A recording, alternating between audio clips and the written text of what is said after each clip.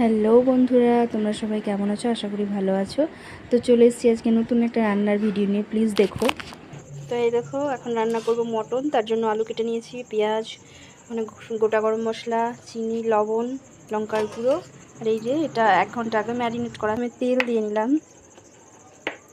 যেহেতু ম্যারিনেটের সময় একটু তেল দিয়েছিলাম, তাই এখন আর বেশি দেবো না, এইটুকুনি তেল দিলাম। প্রথমে আলুটা ভেজে নেব।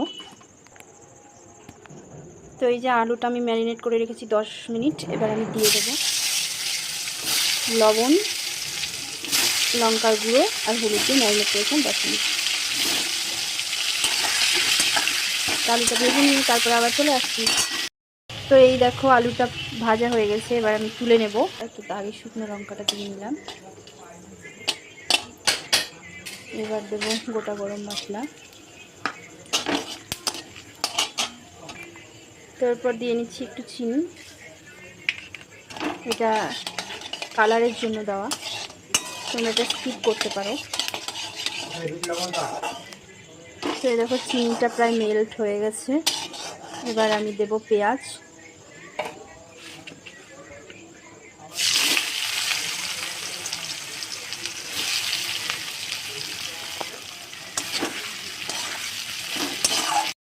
পেঁয়াজটা প্রায় ভাজা হয়ে এসেছে, এবার আমি মটনটা ঢেলে দেবো।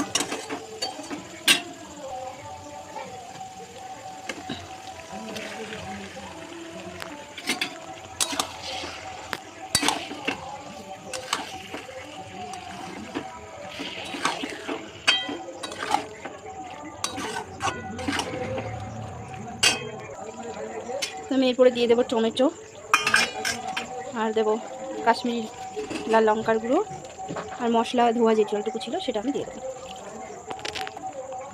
যেহেতু এটা আমি আজকে প্রেশারে দেবো না, ভাবছি যে কড়াই সেদ্ধ করবো, তো সেই জন্য এটাকে ঢাকা দিয়ে দিয়ে কষবো, যাতে সেদ্ধটা ভালো হয়। একটু সময় লাগবে। তো এই দেখো, সব কিছু দেওয়া হয়ে গেছে। এবার আলুগুলো আমি দিয়ে দেবো, তারপর ঢাকা দিয়ে দেবো, দিয়ে আস্তে আস্তে এটাকে কষিয়ে নেবো।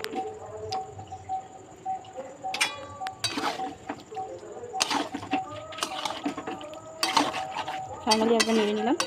এবার এটাকে ঢাকা চাপা দিয়ে দেবো।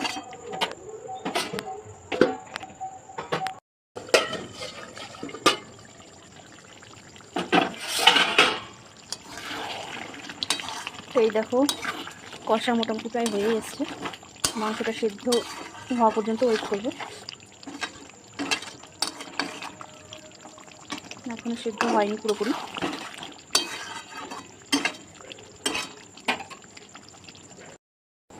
তো এই দেখো, জল দিলাম আর একটু সেদ্ধ